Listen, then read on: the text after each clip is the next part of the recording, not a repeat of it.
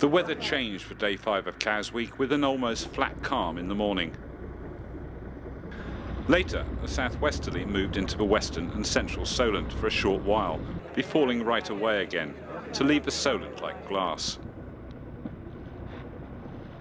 The 9 open 60s racing in today's Artemis Challenge were due to race around the island, but the lack of wind dictated a course change, and they were sent off to the east, to the Nab Tower and back. It was painful watching these powerful boats drift down on the tide, trying to catch any puff of wind. Pindar, the most powerful of all, was suffering in these drifting conditions. Our camera girl Zara was on board. On board Pindar, we watched as the narrower open 60s pulled away in the light breeze and the last of the tide. Although we had a great start, BT, skippered by Seb Joss and with Ellen MacArthur as crew, quickly caught us up and sailed off into the distance. Aviva picked up a puff of wind off Norris and moved into the lead as the fleet headed slowly east. Lying fifth, we followed the leading boats as they hugged the island shore and tacked out from Ryde after an hour and a half of racing. Plan is try to sort of wait and see what happens. Yeah, it's going to be another big switch round in the wind direction, so it all depends on if we can make it over the tide to get out to the sort of east of the island to get this southerly wind. Otherwise we're going to be anchored. It's one possibility, unfortunately. We're heading to this fort here, no man's land fort to starboard, and then out to the Nab. You know, at this rate we're going to struggle to get to this fort. That's the first hurdle, is getting to this fort. As we cleared the lee of the island, the wind picked up and Pindar came into her own, gaining on the leading 4 boats. Dee Kafari on Aviva rounded the Nab Tower about 10 minutes ahead of us, but didn't hoist her spinnaker straight away. Seb Joss on BT rounded in second, closely followed by Artemis Ocean Racing, helmed by Sam Davies, with Zara Phillips and her partner Mike Tyndall on board. We were gaining on the fleet ahead and were closing in on Artemis the Profit Hunter, skippered by Simon Clay, with Brian Adams on board. Rounding the Nab Tower, we immediately hoisted our spinnaker and were in a much more competitive position as we ran to Warner Buoy.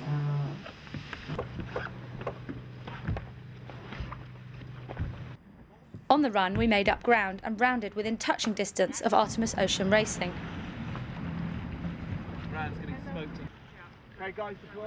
Aviva had rounded in first, but sailed into a hole and slipped down the fleet, allowing us to move into fourth.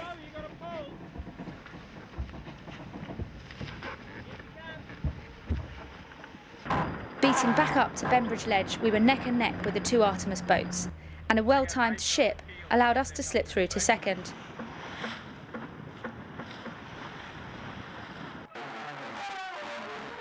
We rounded Bembridge Ledge in clear second, but as we headed back into the Solent, the wind died.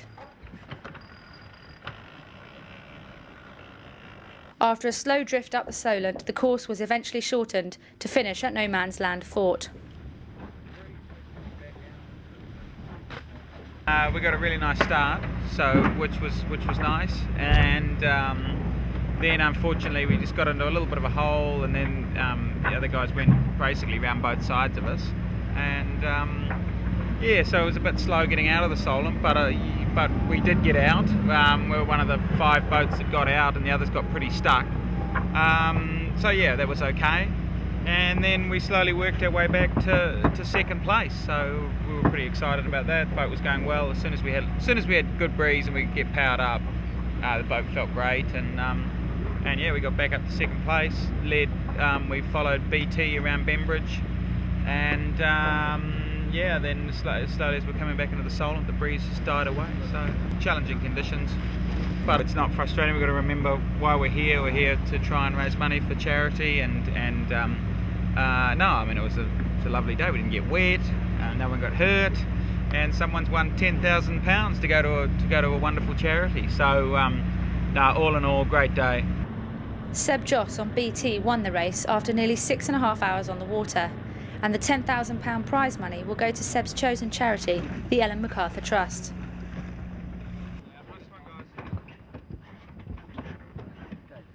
Pindar is currently for sale, and Mike Sanderson was looking forward to racing her round the island again for this year's Artemis Challenge. But he wasn't too disappointed with the day's racing. Luckily I was on board last year when we won in good breeze and won well, and that was great. So, but yeah, I would have loved to have, you know, we've been pretty unlucky because it's been the last 2 weeks it's been windy, so it would have been great to have had a good blast around the island. But you know, we've got to do what we can do with the weather we've got, and I think they made the right choice with the course today. So all good.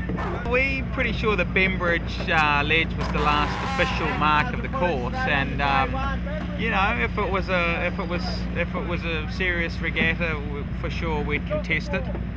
We've heard that we finished third, but we're pretty sure it's second. So, in fact, they might be saying second. Yeah, they've just confirmed that we were second. So there you go.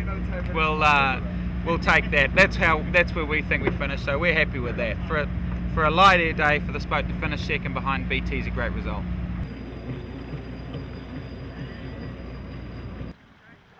Simon Clay on the older Artemis came third, beating the sister ship Artemis Ocean Racing, skippered by Sam Davies. Aviva came third, and the other boats failed to finish.